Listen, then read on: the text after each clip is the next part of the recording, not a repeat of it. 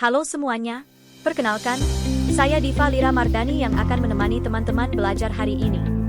Pada materi kali ini, kita akan membahas materi tentang mengelola komunikasi dan hubungan kerja dalam kegiatan kesekretarisan, yang merupakan bagian dari mata pelajaran manajemen perkantoran dan layanan bisnis. Materi ini penting karena komunikasi merupakan inti dari hampir semua tugas sekretaris di lingkungan kerja.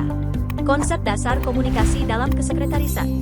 Pada bagian ini, kita akan membahas konsep dasar komunikasi dalam kesekretarisan. Pengertian komunikasi.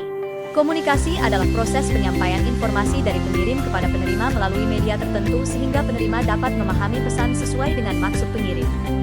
Dalam kegiatan kesekretarisan, komunikasi menjadi inti dari setiap tugas, baik yang bersifat administratif maupun pelayanan. Selanjutnya ada unsur-unsur komunikasi. Dalam proses komunikasi terdapat beberapa unsur, yaitu pengirim sebagai pihak yang menyampaikan pesan. Pesan sebagai informasi yang dikomunikasikan.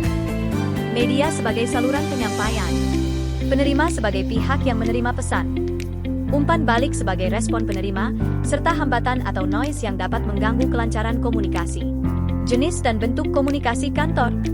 Di lingkungan kantor, komunikasi dibedakan menjadi komunikasi verbal dan komunikasi nonverbal.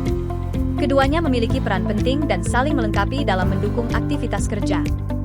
Yang pertama ada komunikasi verbal. Komunikasi verbal adalah komunikasi yang menggunakan kata-kata, baik secara lisan maupun tulisan. Komunikasi lisan meliputi interaksi langsung, telepon, rapat, dan pengarahan. Sedangkan komunikasi tulisan meliputi email, memo, surat, laporan, dan notulen. Dan yang selanjutnya ada komunikasi nonverbal. Komunikasi nonverbal meliputi ekspresi wajah, gerak tubuh, penampilan, intonasi suara, dan kontak mata. Seorang sekretaris harus mampu menampilkan komunikasi nonverbal yang profesional dan ramah karena hal ini sangat memengaruhi kesan dan kepercayaan pihak lain. Bentuk komunikasi dalam lingkungan kerja.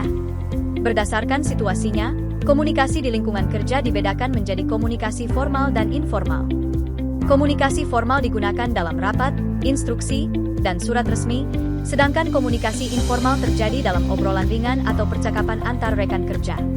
Keduanya dibutuhkan, namun penggunaannya harus disesuaikan dengan situasi kerja. Komunikasi internal dan eksternal. Selain berdasarkan bentuknya, komunikasi juga dibedakan menjadi komunikasi internal dan komunikasi eksternal. Perbedaan ini dilihat dari pihak-pihak yang terlibat dalam proses komunikasi. Yang pertama, komunikasi internal. Komunikasi internal adalah komunikasi yang terjadi di dalam lingkungan organisasi, seperti antar staf, pimpinan, dan departemen terkait. Tujuan komunikasi internal adalah untuk koordinasi, penyampaian informasi, dan pengaturan tugas. Contohnya adalah memo internal, pesan koordinasi, dan rapat staf. Yang kedua, komunikasi eksternal. Komunikasi eksternal merupakan komunikasi antara organisasi dengan pihak luar, seperti klien, mitra, atau tamu. Komunikasi ini berfungsi untuk membangun relasi serta menjaga citra dan profesionalisme organisasi. Contoh, email klien, surat kerjasama, menerima tamu perusahaan. Hubungan kerja dalam kesekretarisan. Dalam kegiatan kesekretarisan, sekretaris memiliki hubungan kerja dengan berbagai pihak, antara lain pimpinan, rekan kerja, staf internal, serta klien, tamu, atau mitra eksternal. Etika hubungan kerja bagi sekretaris.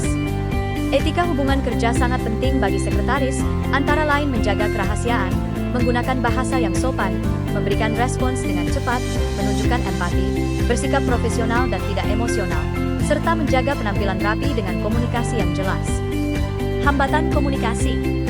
Dalam proses komunikasi, hambatan dapat muncul seperti perbedaan persepsi, penggunaan bahasa yang kurang jelas, pemilihan media yang tidak tepat, emosi atau konflik, gangguan teknis atau suara, serta kurangnya keterampilan mendengarkan.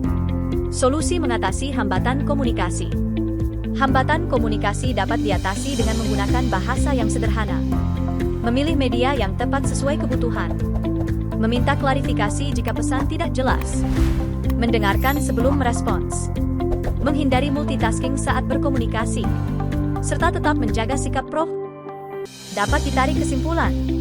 Komunikasi yang efektif adalah kunci utama tugas sekretaris, meliputi kemampuan memilih jenis, bentuk, media, serta etika komunikasi yang tepat untuk menjaga kelancaran kerja dan hubungan profesional di lingkungan kantor. Demikian pembahasan kita tentang mengelola komunikasi dan hubungan kerja dalam kegiatan kesekretarisan.